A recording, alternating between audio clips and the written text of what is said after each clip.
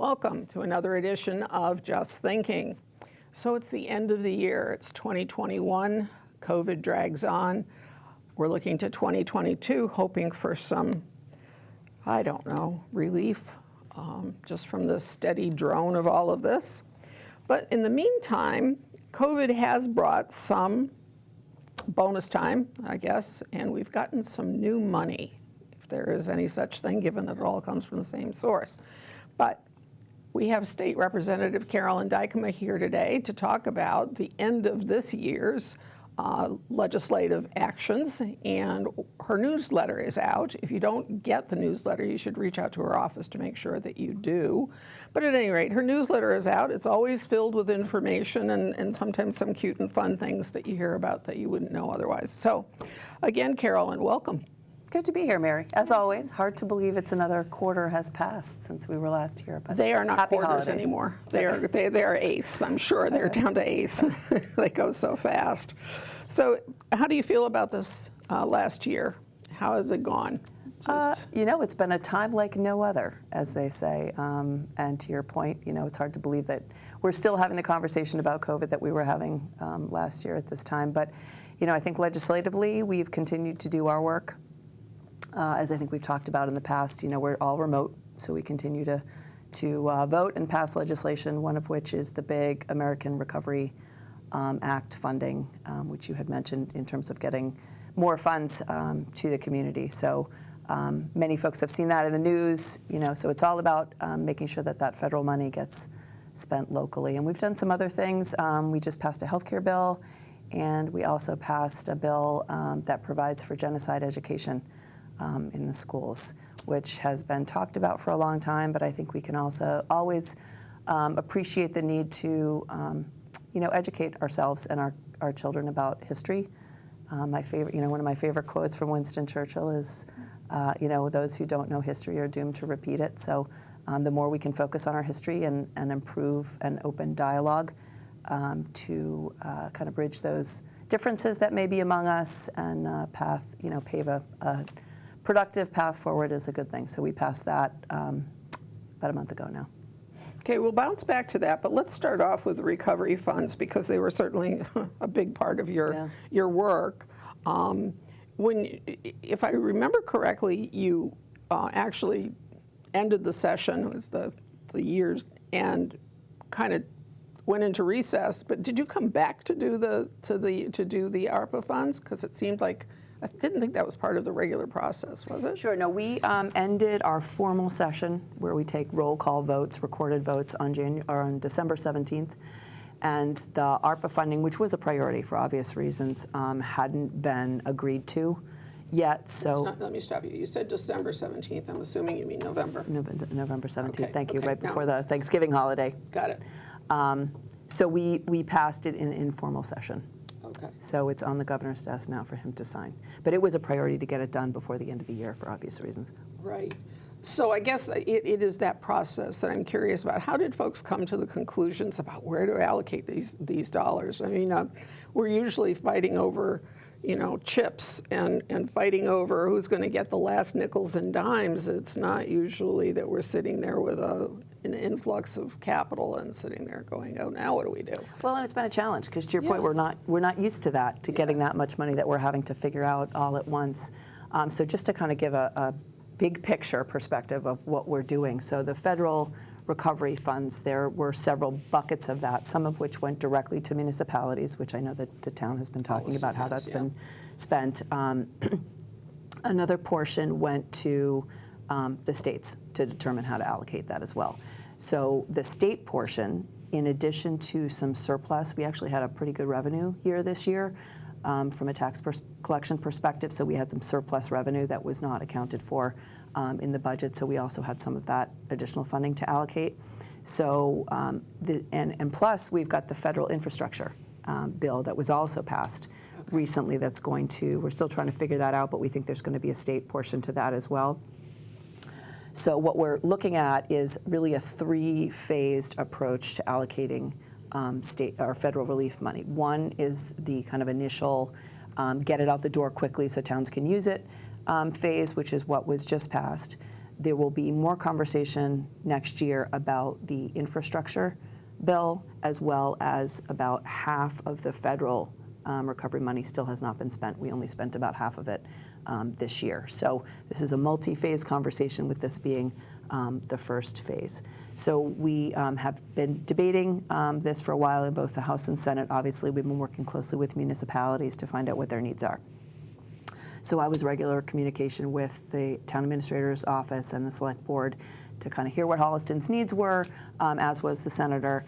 And then we were allowed to both advocate for kind of general programming, and an example of that I'll give you is we know that the arts and culture community has been very hard hit by COVID and really hasn't had access to a lot of the recovery funds that had been issued previously.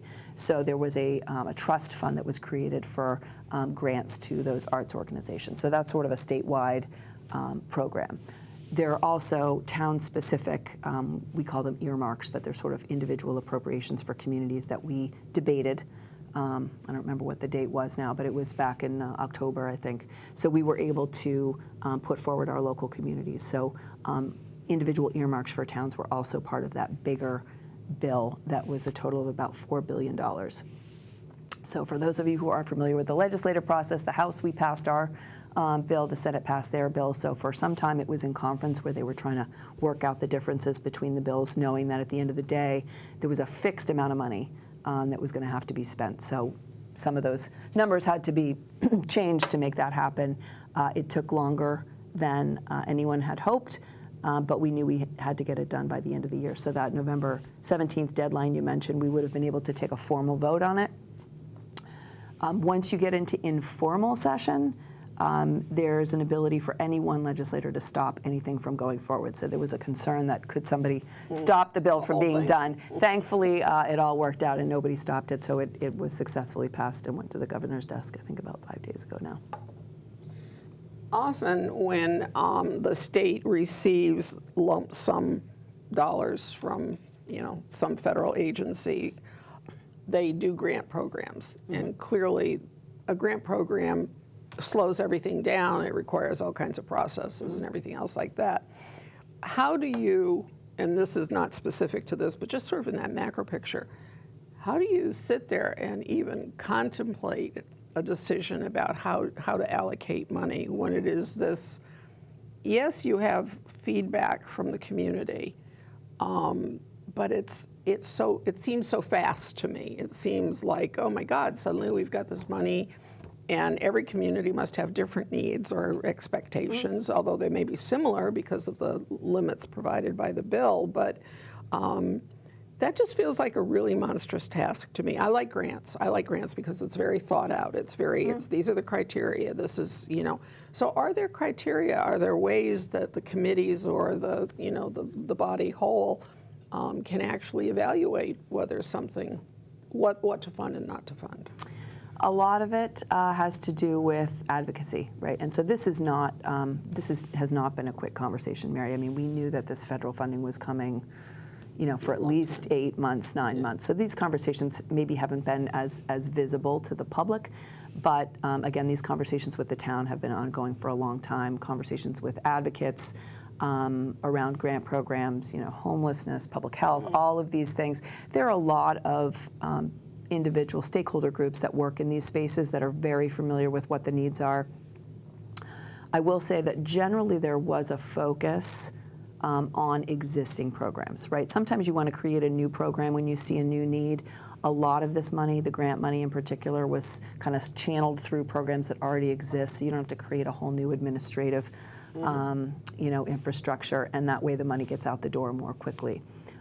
The local piece is not dissimilar from what we go through every year with the budget.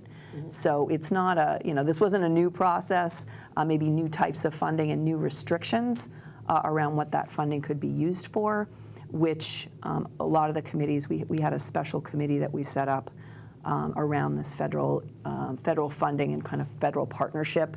That committee dug into a lot of what these parameters are that we can spend within. The Ways and Means Committee gets very up to speed on that. The congressional delegation is very involved in those conversations because they were part of drafting the original bill.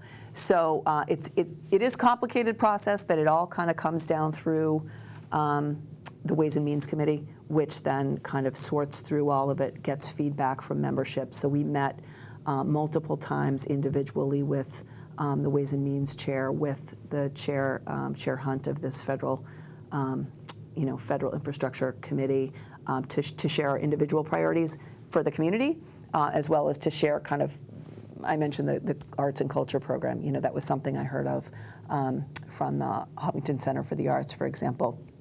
So I also weighed in favor of that. So you sort through it all, you kind of see where the most support is.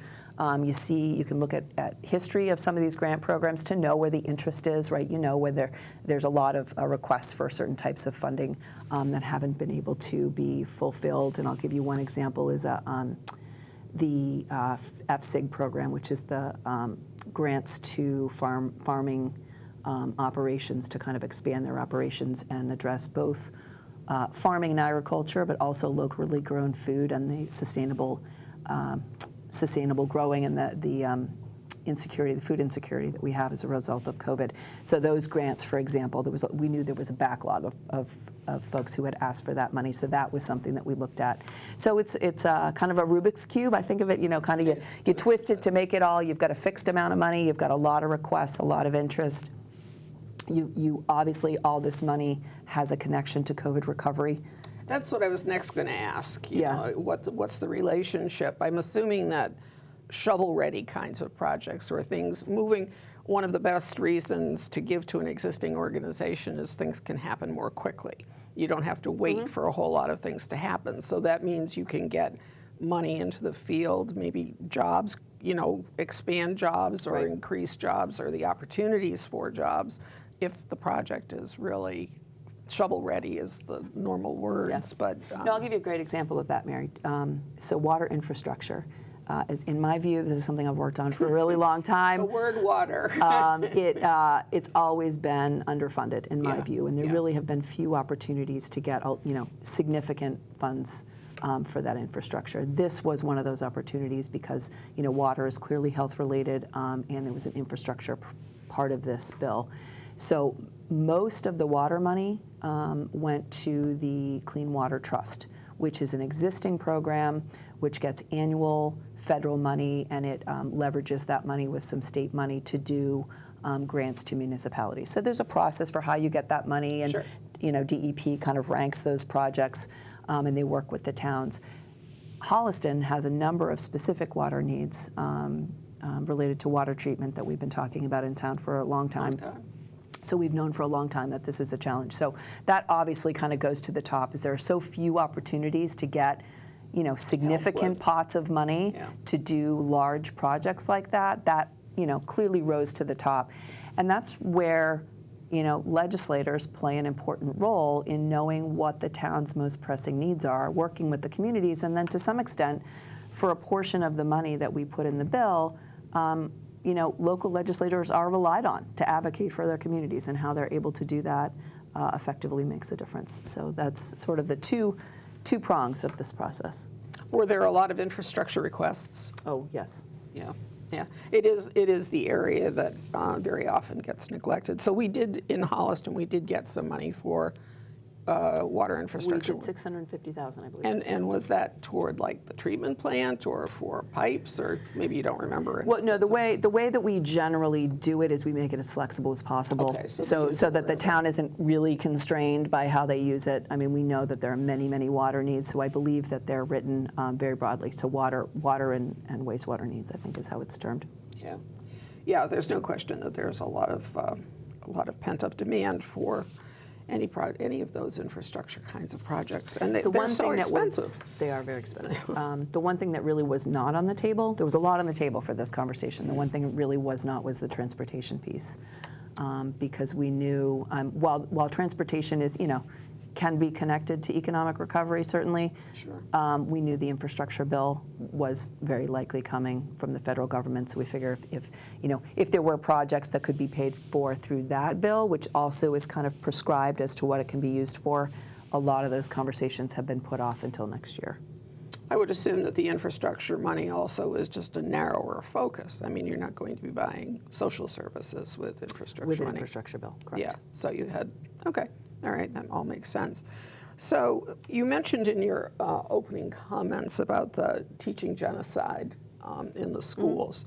And I have to admit, when totally in favor of history education in any way, shape, or form, it caught me a little off guard, though, when I thought of it in the context of some of the local conversations about people being concerned about what kids are being taught in history, and just exactly the tug of war between folks who, at least at local meetings, have stated publicly that they don't think that the schools should be teaching, and yet, it is part of history.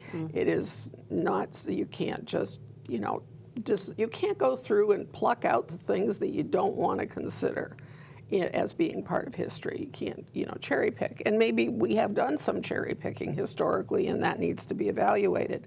But did you get any pushback from that sort of concern in any conversations regarding this bill? This bill has been around for a long time, and to your point, this is an important part of history. I think we can't ignore it, and I think sometimes there is maybe a tendency to shy away from talking about having those hard conversations. But when you look at the Holocaust, is just one example of what happened there and how it has affected so much of who we are today.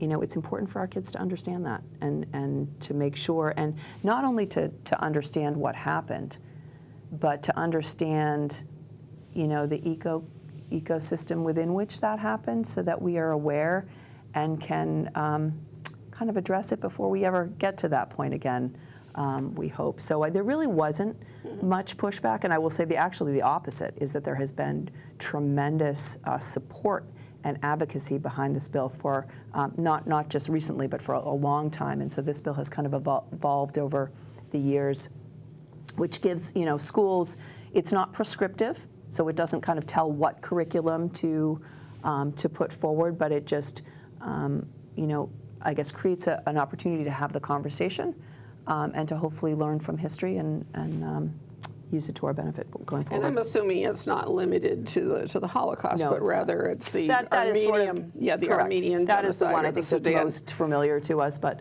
there are others. There are others, and I think that if there is an opportunity to sort of thread the needle and find the ways in which there were patterns that went into those, as you called it, the ecosystem that went into that. That's where the learning takes place, where you see that this one event that we might think of as only being related to World War II really had some kernel, some part of it that you could thread to every one of those other attacks on humanity. Well, when you just, World War II, I mean, think about the impacts that World War II alone had on our, on our communities that we still, on the soldiers that served over there that are still, part of our living history today. Yeah. You can't talk about World War II without understanding the Holocaust and genocide. So this really does dovetail in with our, the history of World War II and our military history and the role that America has had, the leadership role that America has had through since our founding in kind of promoting justice and equality and really kind of human rights, which we still do today. I think it was on the news this morning relating to the Olympics. We just have it interchanged there. So at any rate, so I was interested about the 4th Congressional Town Hall highlights. I love meetings that take, feds You and would have state loved and locals. that meeting, I'm Marion. sure No, I you just, would have. oh, please, why don't I get invited to these things? But at any rate, what was the attendance like? That was really where I was going with that. Was there a good discussion? Please say yes. Lie to me, even if it wasn't. Yes, Mary, it was a great discussion. No, it was a very good conversation. Congressman Auchincloss, really had reached out to members of his community to talk about the federal infrastructure bill particularly, and kind of just wanted to hear what folks were saying. And there was a lot of, I would say, good feedback from a lot of planners, folks like you and active members of the community that had been kind of big picture thinking about infrastructure generally and transportation and zoning, housing came up. one of the things I know that you and I have talked about before are accessory dwelling units. Yeah. And, what putting in place something like that, not just for family, but because I know Holliston has a family but to zoning, but to allow a supplemental income really for folks.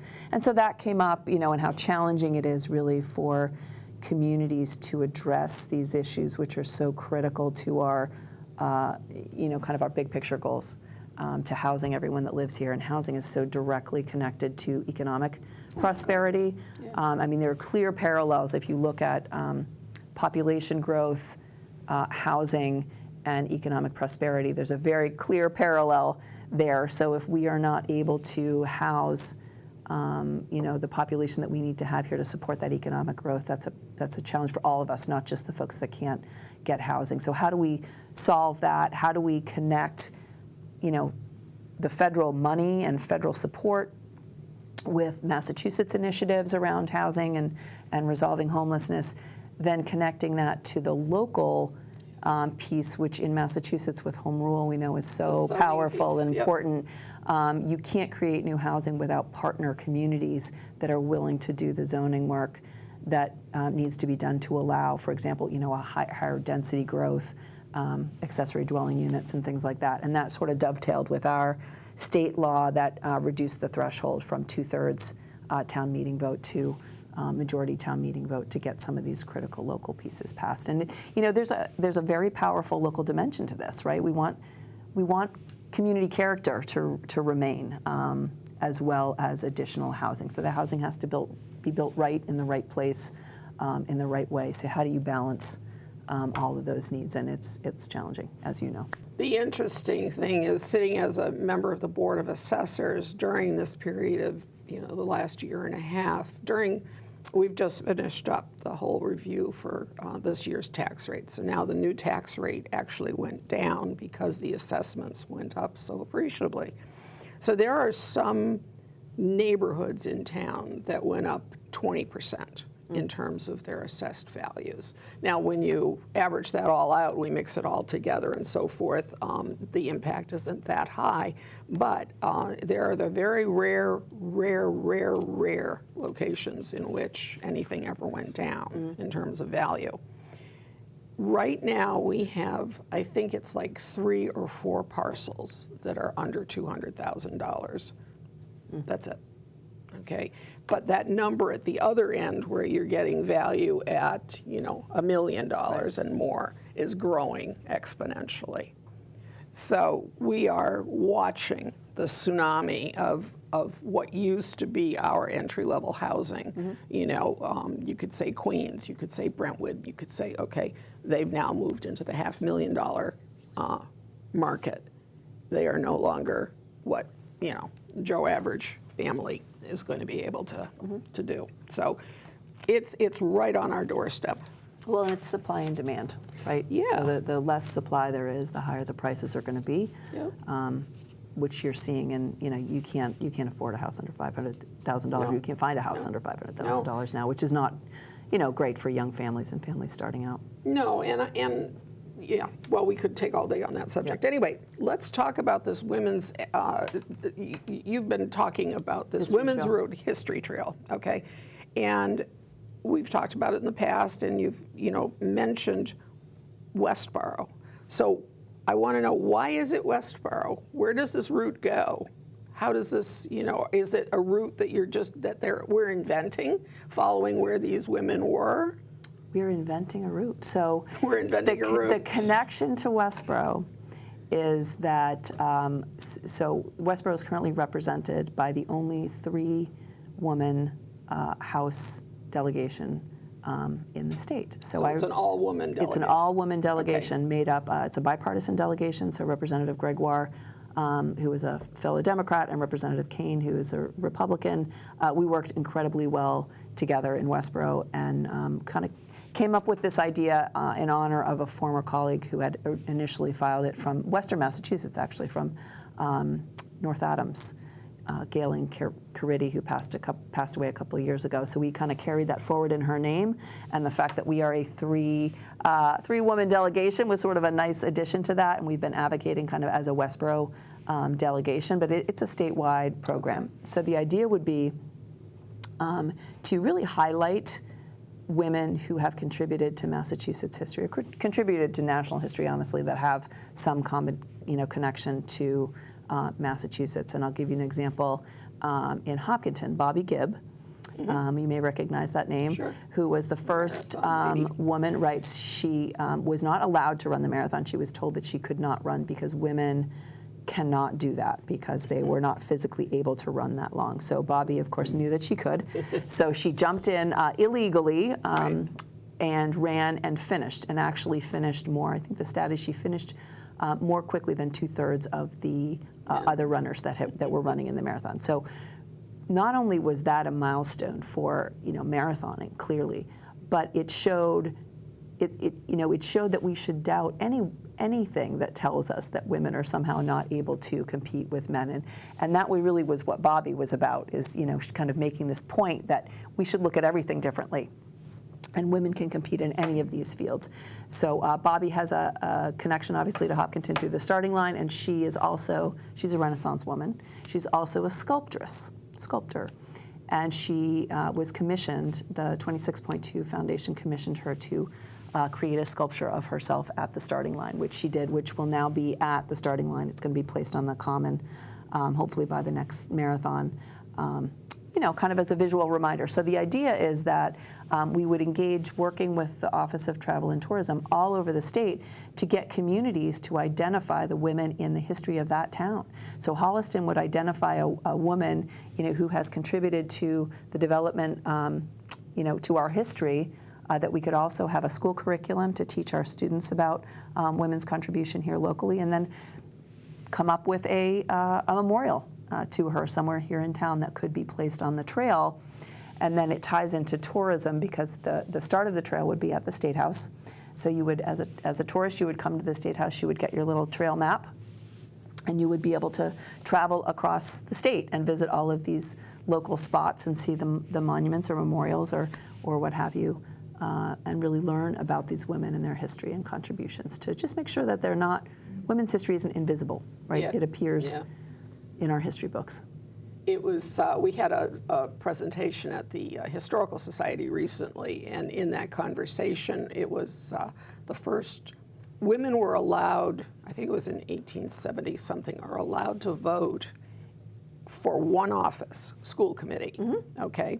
And the first woman who was elected to the school committee here in Holliston, everybody loved her, Lucy, and I can't remember her last name, and Joanne Hallbert has every right to kill me for this because we were so excited about Lucy, whatever her last name is.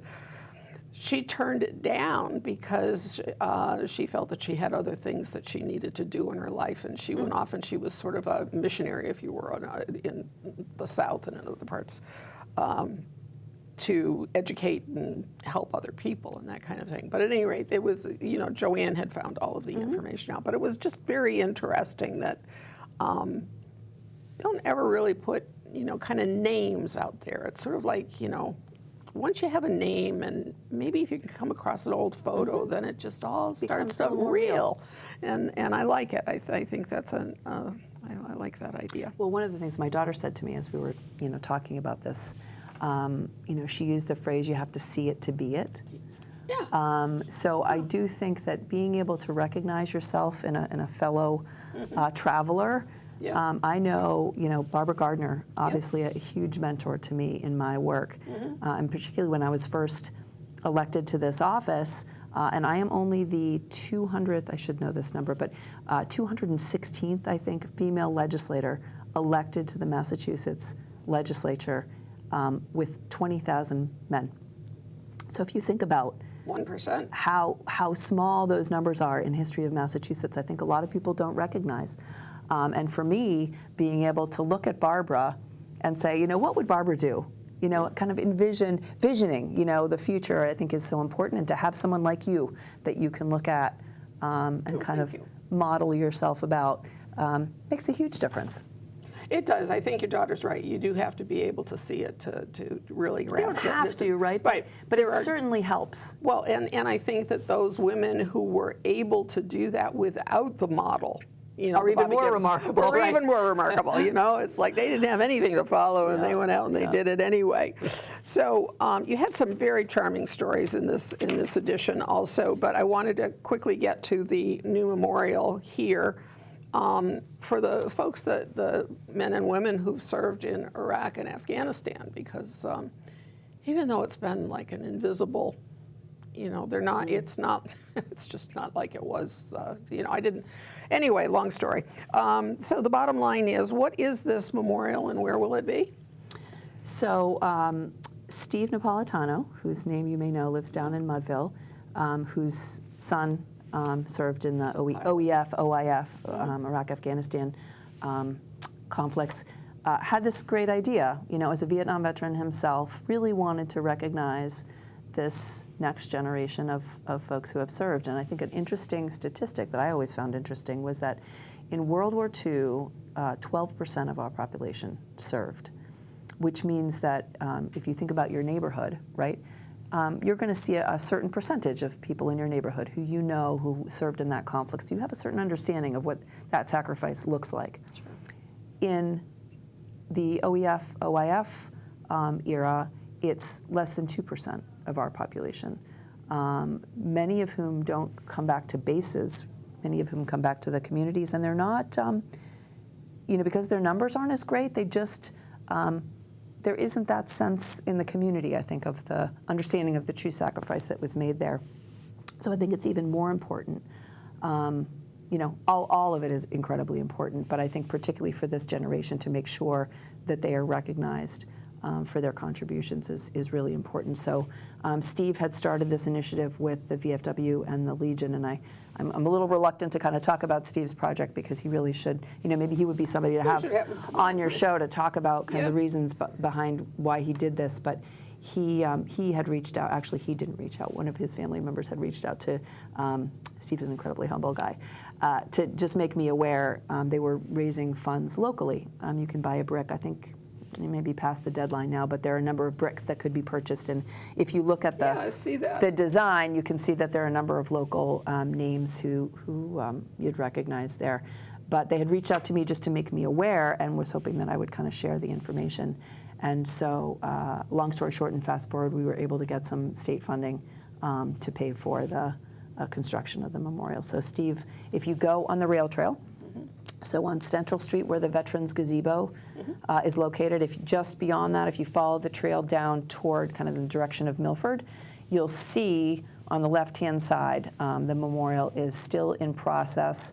The large stones that are going to list all of the veterans are not installed yet. They're still in the works, but you can see the big courtyard there, and it's going to be beautiful. They're putting some lighting in, so you'll be able to see the names at night. It's going to be a really special place. And Steve's timetable now is that it will be completed sometime in the spring, and there'll be a local community unveiling at that time. I think that's a great idea because it gives us an opportunity or a place in which to acknowledge sacrifice or commitment. I think about, we walk by the monuments at Town Hall all the time. Sort of unthinkingly, but the way that this is described, it sounds like you're going to have a deliberate opportunity, a moment where you can just pause and reflect. You'll see it. Anyone walking down the rail trail will see it. Yeah. And then there's a reflective area that I understand there'll be some benches there where people can go and just kind of reflect on the sacrifices that have been made. Nice.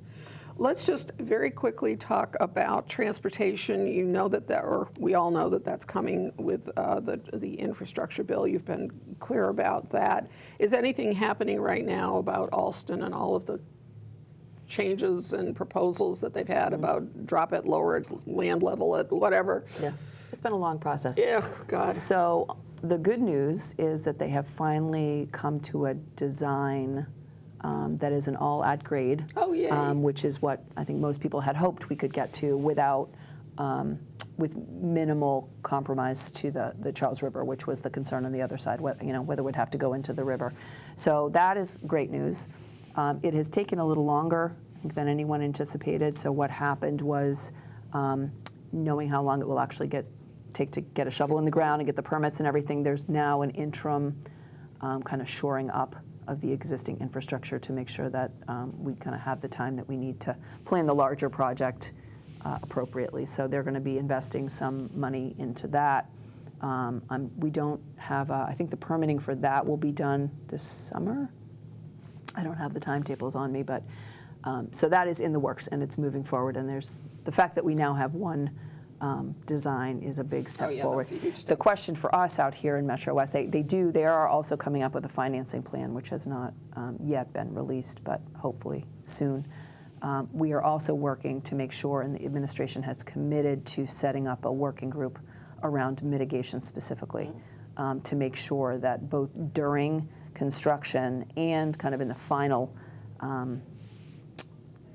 iteration, that there won't be any significant impacts, or impacts will be mitigated to anyone trying to commute into the city. This obviously has been, complicated by COVID. Train ridership, for example, is way down now. We're not quite sure when that will return. So that would provide kind of some mitigation to get folks in, right, while the lane closures were happening. But the project has been designed so to recognize that we need to have multiple modes of transportation to get folks in and out of the city during construction. It'll be about an 8 to 10 year construction window, so it's a significant time. What's the commuting like right now? Is it backed out? Anecdotally, traffic at times is back to pre-COVID. Rail ridership is down, so it's, a lot of those folks that may have ridden the train are now on the road, which maybe has offset some of the folks that are working from home still that don't need to go into the city. So we're going to come to a critical time when employers really start bringing people back in force. We need to get transit back to a place where people are comfortable riding, and we have the protocols in place to make people feel safe. Yeah. Yep. Well, all of the pundits would talk about, the traffic's just going to evaporate. We won't even need as many roads. They went on, and they were so silly, because you knew that, as soon as it all went back to normal, it would go back to normal, right, and normal would be a traffic jam. But at any rate, anything that we didn't touch on that you want to make sure we get out there? You have lots of information. We covered a lot of ground, Mary. We did. You have a lot of COVID information in here, so I do think it's important for folks to realize that there is that information in there and a lot of links to other additional information about testing and everything else. Yep, COVID continues obviously to be kind of front burner to manage. These days we still have our committee that's meeting to talk about the latest news and how we need to respond, but I think the federal money will really help us, continue to put in place a framework. But no, I can't think of anything else. We covered a lot of ground. Always appreciate the chance to be here, Mary. It's great to have you. Happy holidays to you and your families. You too. Stay safe during them. If you're traveling, good luck to you, and but enjoy them, whatever. So there we go. That's a wrap. Thanks, and we'll see you next time.